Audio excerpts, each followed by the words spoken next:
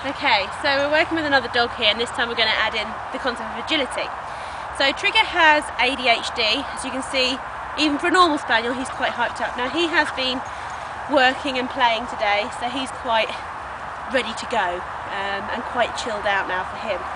But when we first started working agility with Trigger, and I should point out that he's nearly 4 years old now, I started to try and work him from 18 months, and even I as a trainer couldn't get him going. He had to really go through some growing up stages before I can even consider working him.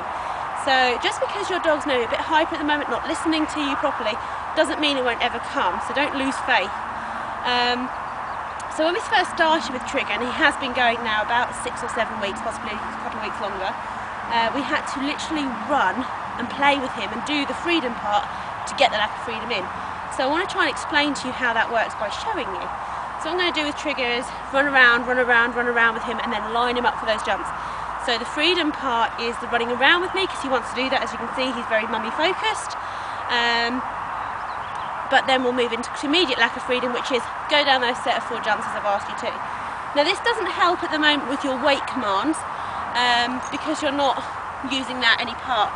But you can start introducing the lack of freedom with your wait command by getting them interested in agility using first focus, which again we'll explain at another time, and getting them to move forward into those bits so that their weight is much stronger. I'll possibly show you a bit of that tonight. So what I'm going to do is I'm going to play. You see how he's ready to go for those jumps because we're already moving? Good. One.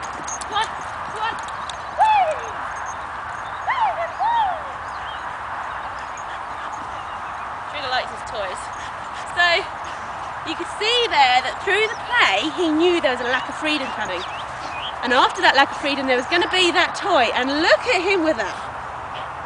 This is where lack of freedom really comes in as a positive reinforcement. At no stage am I disciplining or negatively reinforcing my dog by giving them lack of freedom. When I'm asking them to come close, I'm not holding them into a close position. I'm asking them to come in with food between finger and hand up to the close position. And this is why he does agility. He does agility because I like it and because that's what he gets at the end of it. Now, even if I try and get him out of the freedom, you'll say, oh, he's never going to come back with that now. But, Trigger, ring. Yay! Because the excitement for Trigger is all about getting that toy back. Where'd you go? So we're going to make it quite exciting. He's an excited dog. Keep our body language quite calm. And he goes, come on. Woo! Get that toy back.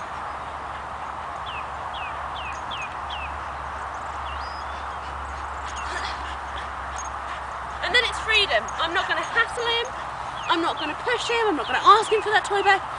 He deserved that. I realise he is actually doing an awful lot more than just these 4 jumps at the moment. But it's a good demonstration for you so you can just see how they move forward. When I was working with Trigger about 2 years ago, we were doing off-lead heel work. And someone approached me and said that I was very cruel because they were a positive reinforcement person and I had given my dog no positive reinforcement.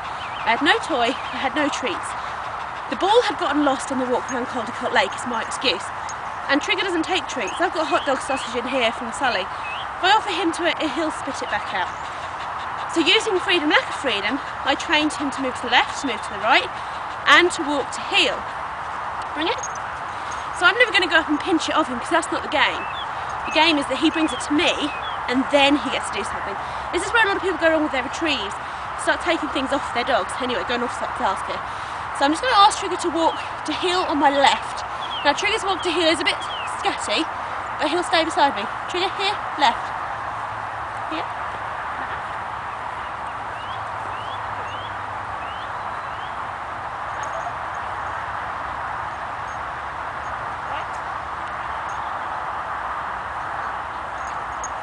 I'm going to get rid of the toy because that's too much excitement, sorry. Get rid of the toy. Trick and hit. Haven't got it. There you can see, he's so scatty. And when I was trying to work with him with a toy or a ball, he would be far too focused, just that same way. Trigger, left, here.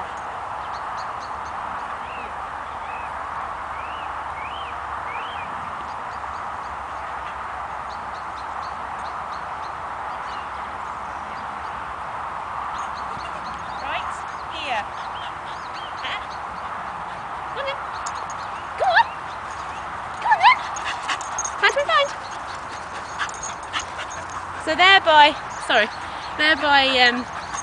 walking with him, no toy, nothing else, how happy he is. Now, you could argue he didn't get anything for that, he's been trained before, but this is exactly how we trained him.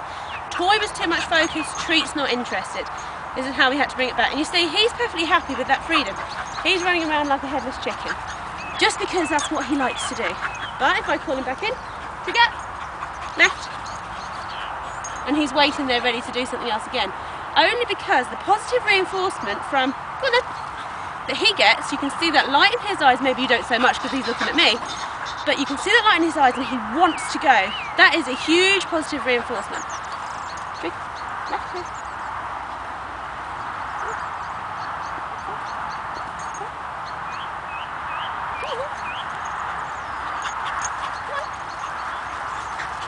And you can see how every time he's had that little run, he's looking right back at me. What are you going to ask me to do next? He's going to let me run. Loves it. So I'm hoping that gives you a little bit of an idea how freedom, lack of freedom can be used as a positive reinforcement for your dog and not as a negative one. The old saying of freedom, lack of freedom is the one that I don't agree with, where you give the dog a little bit of freedom, but when it comes back in, it's a really, really harsh call. You really hold your dog to your side. And I don't think that needs to be done. I think you can do it the other way, so that when they get the freedom, they actually want to come into the lack of freedom stage. They actually want to work with you again on a higher level. And you'll go from different stages on that. When you have your puppy, you'll just work on, you're on the lead for your lack of freedom, you're off the lead and that's freedom. Then you'll step it in a bit. You're on the lead and that's heel or here, that's freedom. Close is lack of freedom. Then it will become close to the lead on is quite safe for them. They feel quite, unless they have an entrapment fear, they're quite safe in the lead on position. So taking the lead off actually becomes lack of freedom. And you can work that through in all different kind of ways. I mean, most people's problem is lead walking. So I'm using that as an example, but your dog will come closer and closer. And actually to the point now where if I put Trigger on the lead, he's slightly more likely to pull me, especially in an excitable situation. I put him to heel and it doesn't matter what flies out. He's incredibly chase focused. He's a real beater's dog, if you like, in gun dog terms. So if a bird were to fly out now, in freedom, he would be after it. If an aeroplane were to fly overhead, though hopefully they weren't in these conditions, he would be absolutely after it. But because he's in the lack of freedom position, he really recognises it's lack of freedom and enjoys being in that stage, he actually wants to stay with me. I don't even have to tell him, no, don't chase the bird, because he wants to be in that position. So I hope that's given you an idea of how it all works, and obviously you feel free to message me after this post to see if there's any questions you have that I can respond to, or any of the others. If you have an answer there that you're one of our other followers, then please go ahead and put that on. And I hope you enjoyed our first video cast. Thank you!